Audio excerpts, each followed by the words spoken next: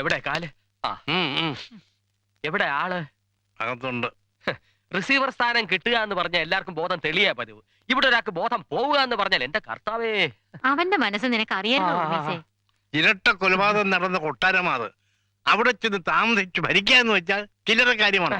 ഒറ്റയ്ക്കല്ലല്ലോ, ഞാനും ഇല്ലേ കൂട്ടിന്. അതാണ് ഇപ്പോഴത്തെ ഏറ്റവും വലിയ പേടി. ഇനി മുതലേ 3 പ്രേതങ്ങളെ സഹിക്കണ്ടേ? അപ്പൊ അപ്പൂപ്പനെ കൂടെ താമസിപ്പിക്കാൻ തീരുമാനിച്ചോ? എടാ അലവലാതി, ഗുരുത്തുദോഷം പറയരുത്.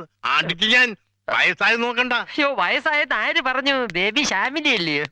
ആ അനന്ത, അമ്മാവൻ നിന്റെ കയ്യിലോട്ട് കൊണ്ടു തന്ന ഈ ഭാഗ്യം അങ്ങോട്ടല്ല എന്ന് പറഞ്ഞ് നീ തട്ടിക്കളയരുത്.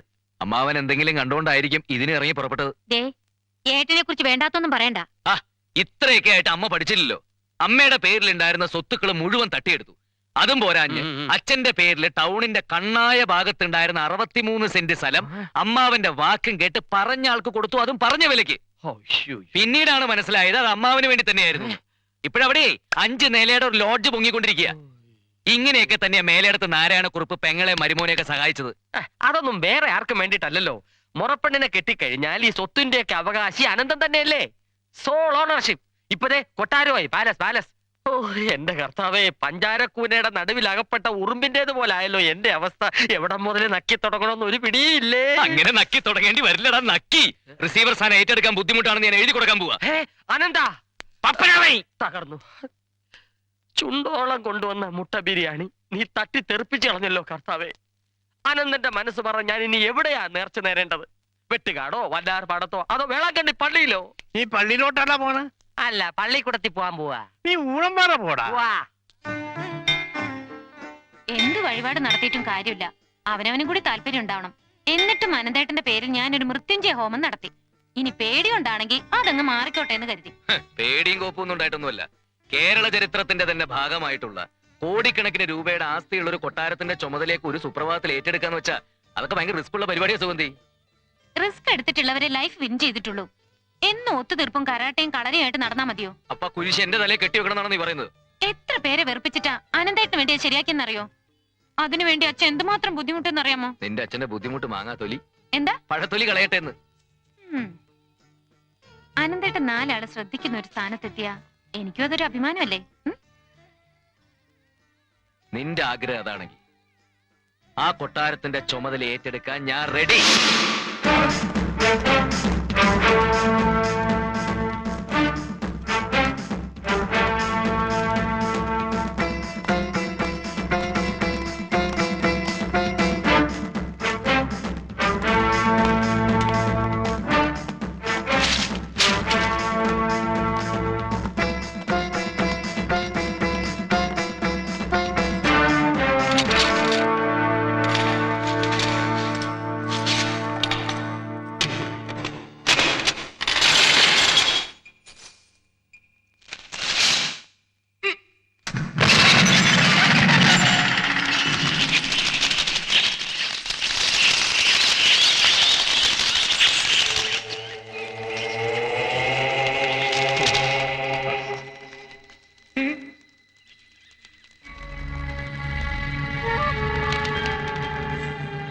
ഇതാ താക്കോൽ. പേടിക്കാതെ ധൈര്യമായിട്ട് മേടിച്ചോളൂ, ഞാനില്ലേ കൂടെ.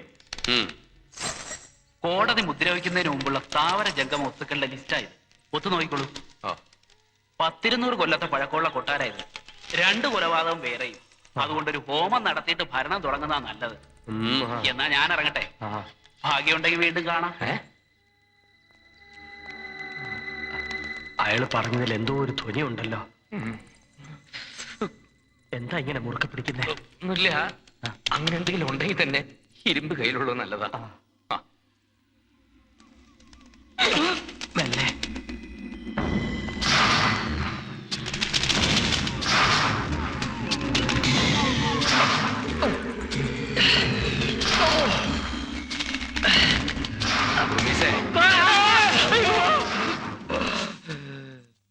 എടോ കോന്തം വക്കീലെ, വീണത് താനല്ല, ഞാനാ. വെറും വീഴ്ചയല്ല, മൂക്കും കുത്തിയാ വീണത്. കൊട്ടാരം ഭരിക്കാൻ കിരീടവും ചെങ്കോലും ഒരുക്കിയിരുന്നതാ. എന്നിട്ടിപ്പോ എന്തായി? ആ നാരായണക്കുറുപ്പ് അനന്തരവന് വേണ്ടി ഇത്രയും മൂളി പിടിക്കുമെന്ന് ആരെങ്കിലും പ്രതീക്ഷിച്ചോ? എന്റെ നേരെ ഓർക്കാപ്പുറത്തുള്ള ഒരു ആക്രമണമായിരുന്നില്ലേ? ഞാനും എന്റെ മക്കളും അനുഭവിക്കേണ്ട കൊട്ടാരത്തിലാ ഞങ്ങളുമായിട്ട് ഒരു ബന്ധവുമില്ലാത്തൊരു ചെക്കൻ കയറി ഭരിക്കണത്. എന്തോന്ന് ഭരിക്കാൻ? ഭൂതപ്രേത പിശാചുകളുടെ ആവാസ കേന്ദ്രം അവിടം. അവിടെ മനസ്സമാധാനത്തോടെ ഭരിക്കണമെങ്കിലേ കുറച്ച് ചങ്കൂറ്റം വേണം. അതല്ല, ഇനി അവരുടെ ഭരണം തുടരാനാണ് പ്ലാനെങ്കിൽ വർമ്മ വിഷമിക്കണ്ട. ഇന്നേ കേഴിന്റെ അന്ന് ആ കേസില്ലാ വക്കീലിനെയും ഗുമസ്തനെയും അവിടുന്ന് ചാടിക്കുന്ന കാര്യം ഞാൻ ഏറ്റു. വർമ്മയോർത്തിട്ട് മാത്രമല്ല, ഞാൻ സ്വപ്നം കണ്ട സിംഹാസനത്തിലാവൻ കയറിയിരിക്കുന്നത്. അഡ്വക്കേറ്റ് ശങ്കരനാരായണ മോണയല്ലെന്ന് അവൻ അറിയും. തീക്കൂനയ്ക്ക് മുന്നിൽ തീക്കൊള്ളിക്ക് എന്ത് സ്ഥാനമുണ്ടെന്ന് ഞാൻ അവന് കാണിച്ചു കൊടുക്കാം.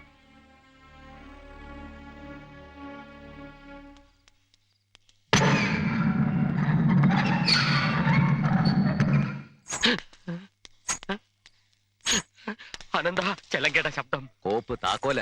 ആണോ? അനന്ത, എനിക്കിവിടെ ജീവിക്കാൻ പ്രയാസമാ. നമുക്ക് റിസീവർ സ്ഥാനം ത്യജിച്ച് പഴയ ഒത്തീർപ്പ് തന്നെ തുടങ്ങിയാലോ? ഒരുമാതിരി ചൊറിയുന്ന വർത്താനം പറയരുത്. എന്നെ ഇതിനകത്തോണ്ട് ചാടിച്ച നീയല്ലേ? എന്നിട്ടിപ്പോ അയ്യോ, കൊട്ടാരം എന്നൊക്കെ പറഞ്ഞ ഇതുപോലെ ചുക്കിരി വേലയും പിടിച്ച് വാതയും വവ്വാലുമായിട്ട് കിടക്കുന്ന സ്ഥലമാണെന്ന് ഞാൻ കരുതിയോ? പിന്നെ സാർ എന്താ കരുതിയത്? സപ്രമഞ്ചത്തി മലർന്ന് കിടന്ന് മൃഷ്ടാന ഭോജനം അടിച്ച് തോഴിമാര് വെഞ്ചാമരം വെച്ച് തരുമെന്ന് വിചാരിച്ചോ? മര്യാദക്ക് ഞാൻ പറയുന്ന അനുസരിച്ച് ഇവിടെ കഴിഞ്ഞോണം. കഴിഞ്ഞോളാം. ആദ്യം ഇതിനകമൊക്കെ ഒന്ന് തുറന്നു കാണാം. എന്നിട്ട് കർത്താവ് തീരുമാനിക്കട്ടെ, ഇവിടെ കിടന്ന് ഉറങ്ങണോ അതോ ഇവിടെ കിടന്ന് ചാടണോ? തീരുമാനിച്ചു.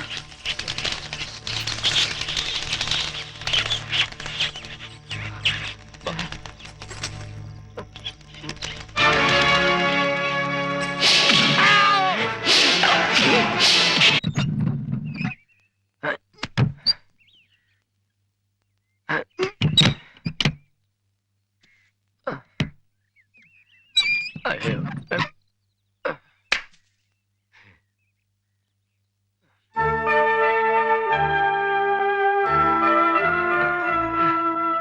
രാവുണ്ണി നായര് അകത്തുണ്ട്. ആരാ? ഞാൻ കൊട്ടാരിലെ റിസീവറാ. ഇതെന്റെ ഗുമസ്തൻ. തസ്തികയുടെ പേര് അതാണെന്നേ ഉള്ളൂ. ഇന്നത്തെ പല കൊടികെട്ടിയ വക്കീലന്മാരെക്കാളും നിയമത്തിന്റെ അറ്റവും മൂലയും പച്ചവെള്ളം പോലെ കാണപ്പെടണം എനിക്ക്. ഇവർക്കൊക്കെ ലോ പോയിന്റ്സ് പറഞ്ഞു കൊടുക്കുന്നത് ഞാനാ. അയ്യോ, എന്താ? ഇവനെ പാട്ട് പാടിയതാ. അയ്യോ അയ്യോ അല്ലെ? അയ്യോ അയ്യോ അയ്യോ. കയറിയിരിക്കൂ, ഞാൻ അച്ഛനെ വിളിക്കാം.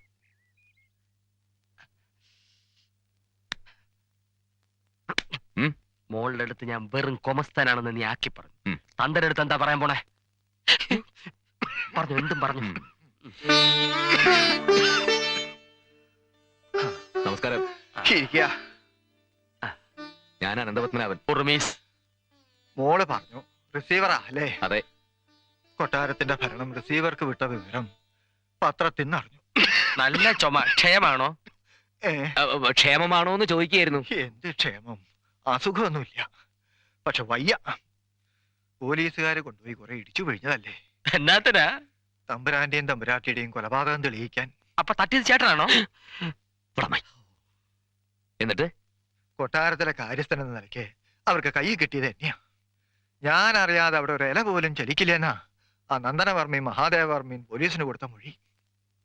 അതിന് കാരണമുണ്ട്. അവർക്ക് എന്നോടായിരുന്നു കൂടുതൽ ദേഷ്യം. എനിക്കെതിരെ തെളിവുകളൊന്നും ഇല്ലാത്തതുകൊണ്ട് എന്നെ വെറുതെ വിട്ടു. അതിൽ പിന്നെ ഒന്ന് പുറത്തിറങ്ങി നടക്കാൻ പോലും എനിക്കും എന്റെ കുഞ്ഞിനും പേടിയാ.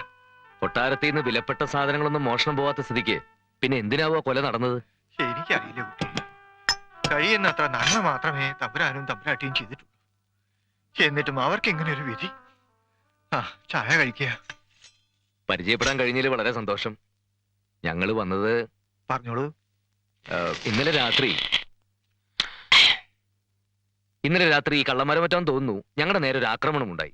അതെയോ? കുറെ കാലായി പൂട്ടിക്കിടക്കണ കൊട്ടാരല്ലേ. ഏതായാലും ഒന്ന് സൂക്ഷിക്കണേ നല്ലതാ. കൊട്ടാരത്തിന്റെ അകമൊക്കെ ഒന്ന് തുറന്നു കാണണം. പരിചയമുള്ള ആരെങ്കിലും കൂടെ ഉണ്ടായിരുന്ന കൊള്ളായിരുന്നു. വിനോദമില്ലെങ്കിൽ ഒന്ന്. വേണ്ട, അച്ഛന് നല്ല സുഖമില്ല.